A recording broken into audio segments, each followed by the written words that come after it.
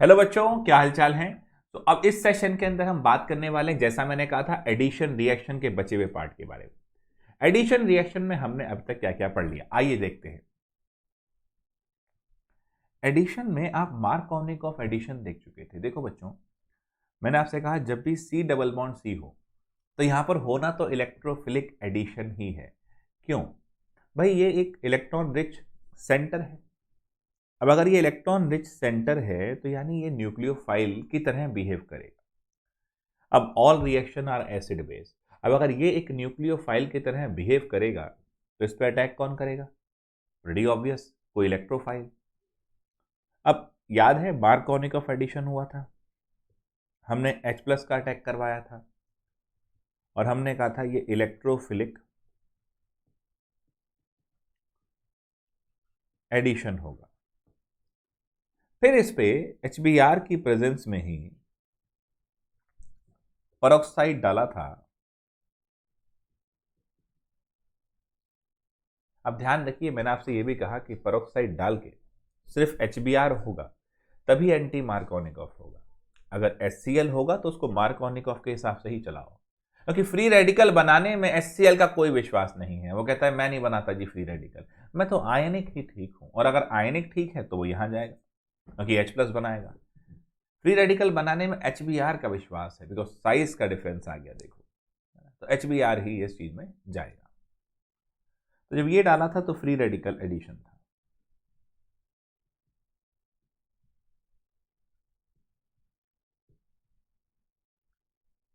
अब जरा देखो बेटा, इससे थोड़ा सा आगे बढ़ते हैं। फिर मैंने आपको हाइड्रोबोरेशन ऑक्सीडेशन और ऑक्सीमर्क्यूरेशन डीमर्क्यूरेशन समझाई, जो कि फिर इस बात को प्रूव करती थी कि इस पे कौन आएगा?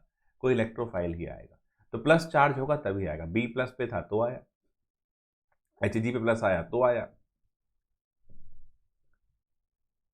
अब बच्चों, थोड़ा सा इससे कहानी को आगे लेके चलें और आपसे अगर पूछा जाए, लास्ट टाइम मैंने ओजोनोलिसिस के लिए आपसे कहा था, फॉर्मल चार्ज के हिसाब से देखो तो ऑक्सीजन पे भी O है, मतलब ओजोन पे O है जो कि प्लस वाला है।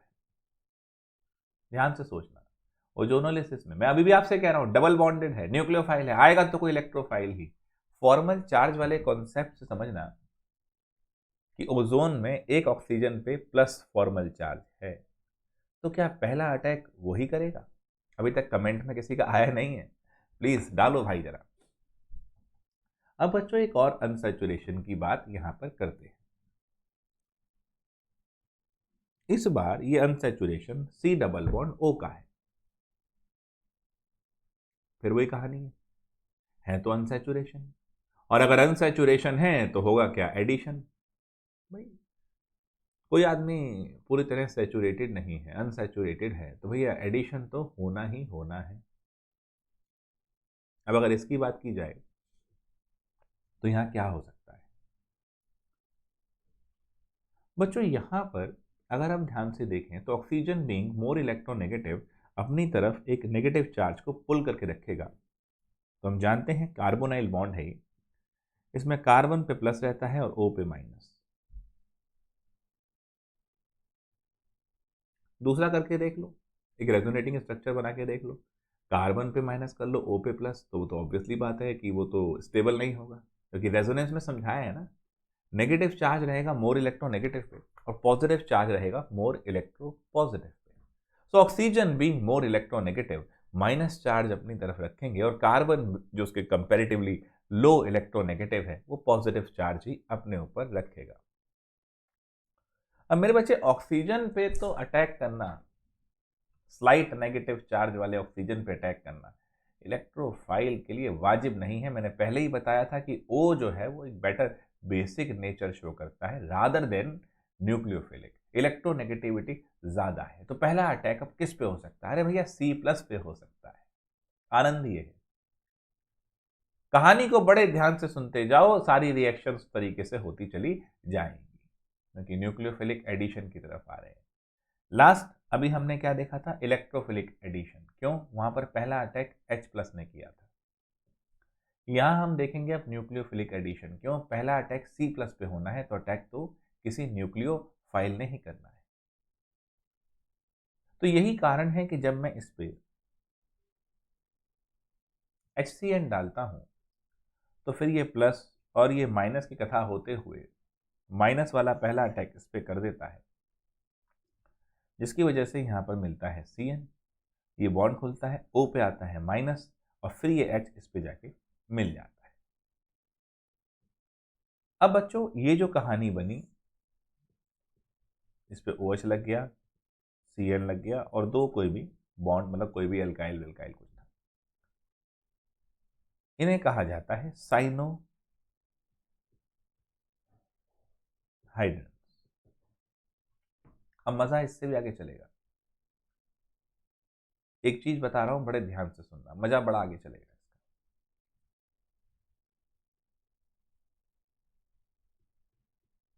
बॉन्ड लाइन नोटेशन है, हर टर्मिनल पोजीशन एक कार्बन है, तो ये एसिटल्डिहाइड है, इथेनॉल।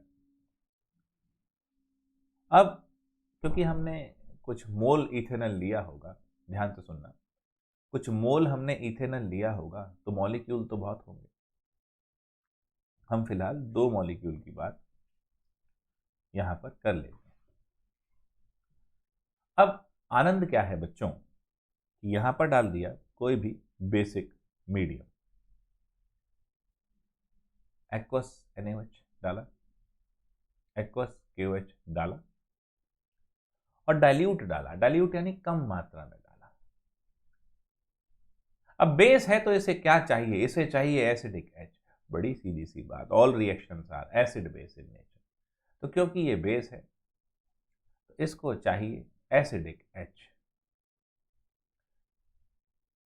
अब एसिडिक H कहां होगा बच्चों, बड़ी सीधी सी बात है, जिस H को छोड़ने के बाद जो स्ट्रक्चर बचे, जिसे आप कॉन्जुगेट बेस कह देते हो, अगर किसी H को छोड़ने के बाद वो स्ट्रक्चर बचे और वो स्टेबल हो, यानी H प्लस को हटाने के बाद जो नेगेटिव चार्ज आएगा, और अगर वो नेगेटिव चार्ज वाली स्पीशीज स्टेबल है, तो भाई बड़ी क्लियर सी बात है कि वो बढ़िया एसिड होगा। अब मैं अगर इस H को निकालूं,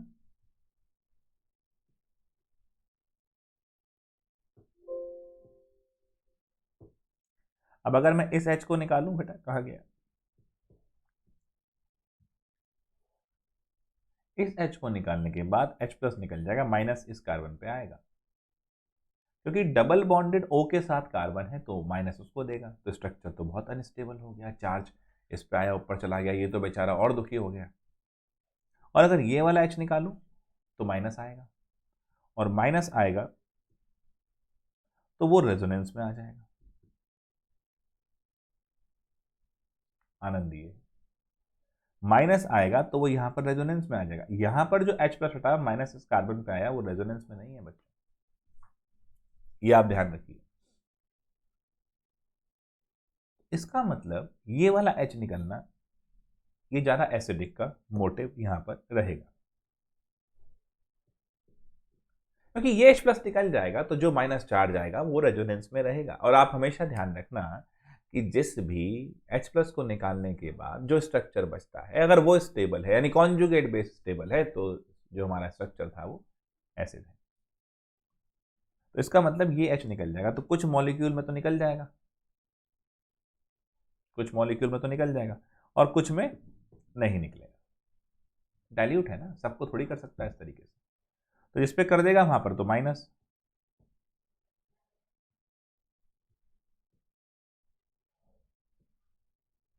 क्या हो गया इसको, इस पे कर देगा वहां पर माइनस,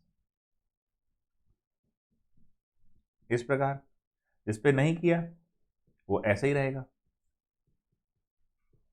लेकिन फिर भी अब जानते हैं कि भैया ये तो इलेक्ट्रोफिलिक सेंटर है ही, इस कार्बन पे तो प्लस है ही, क्योंकि ये तो माइनस रहेगा स्लाइड और ये रहेगा स्लाइड प्लस। कार्बोनाइल का बॉन्ड का स्ट्रक्चर ऐसा होता है। अब क्या हो सकता है, all reaction are acid base, ये न्यूक्लियोफिलिक सेंटर हो गया, ये इलेक्ट्रोफिलिक हो गया, इसको इस पे जोड़ दो। इसको जब इस पे जोड़ा है तो क्या हुआ है, ध्यान से देखिएगा, ये सी इस वाले सी से जुड़ेगा और अपना माइनस ओ को दे देगा। अगले पेज पे फिर देखते हैं कहानी क्या हुई थी, इसको रीड्रॉ करते हैं। ये CH2 माइनस था और ये मान लो मेरा दूसरा वाला एल्डिहाइड था।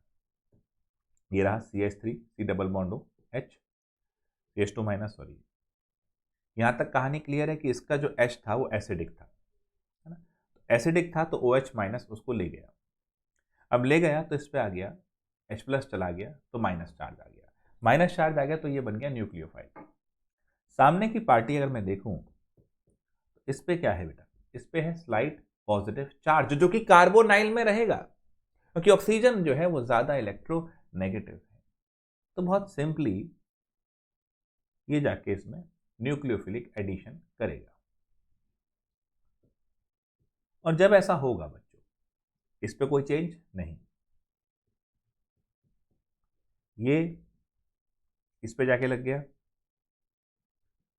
ये एच इसका यहां पर, ये O पे माइनस और ये CH3 एज इट इज। कहानी बड़ी क्लियर है। अब इधर जो OH माइनस H प्लस को ले गया था, H प्लस तो इन्हीं के इलाके का था।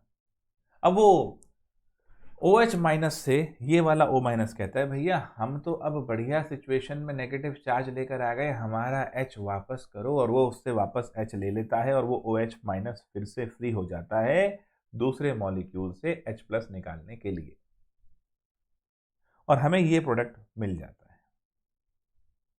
बहुत सिंपली हुआ, दोबारा देखो हुआ क्या। हमें ये मालूम है कि कार्बोनाइल में, कार्बोनाइल बॉन्ड में C डबल बॉन्ड O का स्ट्रक्चर आएगा जिसमें O के ऊपर माइनस रहना ही रहना है, वो इलेक्ट्रोनेगेटिव ज्यादा है, और कार्बन पे प्लस रहना है।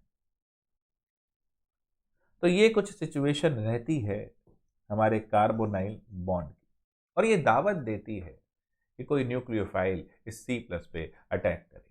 तो यानी न्यूक्लियोफिलिक एडिशन होगा। एडिशन क्यों कह रहा हूं मैं, डबल बॉन्ड खुल के फिर वो सिंगल बॉन्ड बनेगा। याद करो, मार्कोनिकॉफ में डबल बॉन्ड खुला, एंटी मार्कोनिकॉफ में डबल बॉन्ड खुला, यहां पर भी डबल बॉन्ड खुल रहा है।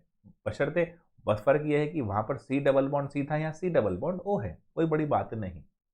और कंसेप्ट वही है, all reaction are acid base reaction. अब यहां पर अगर मैं देखूं बच्चों तो ये मेरा आता हुआ कॉन्सेप्ट बड़ी आसानी से, यहां पर माइनस और यहां पर इलेक्ट्रोफिलिक सेंटर प्लस, यहां पर माइनस और यहां पर इलेक्ट्रोफिलिक सेंटर। न्यूक्लियोफाइल इलेक्ट्रोफाइल आपस में जुड़ने के लिए ही तो बने हैं, जुड़ा दिया, जोड़ गए, ये बन गए। और फिर वो जो O माइनस था उसने जो OH माइनस H ले गया था उससे अपना H वापस लिया। अब जब ऐसा हुआ बच्चों तो ध्यान से देखो, यहां पर एक एल्डिहाइड है और एक ओल है। अरे भैया यही तो एल्डोल है, ठीक है। तो this is aldol condensation. Condensation क्यों, कंडेंस हुआ। ध्यान देने वाली बातें,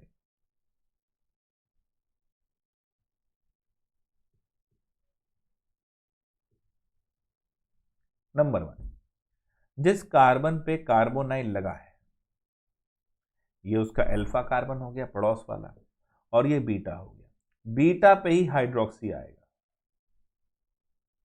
तो ध्यान रखना है, पहला point, look out for beta hydroxy product. Aldol है बट लो टेम्परेचर पे टिका रहेगा, जरा सा हाई टेम्परेचर होगा तो ये भाई साहब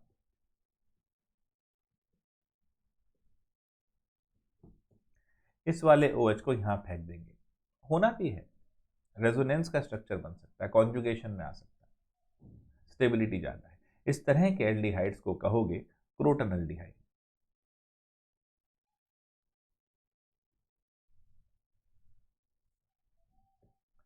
यहां पर एल्डोल के अंदर, एल्डोल फिर क्या हो गया बच्चों, न्यूक्लियोफिलिक एडिशन हो गया।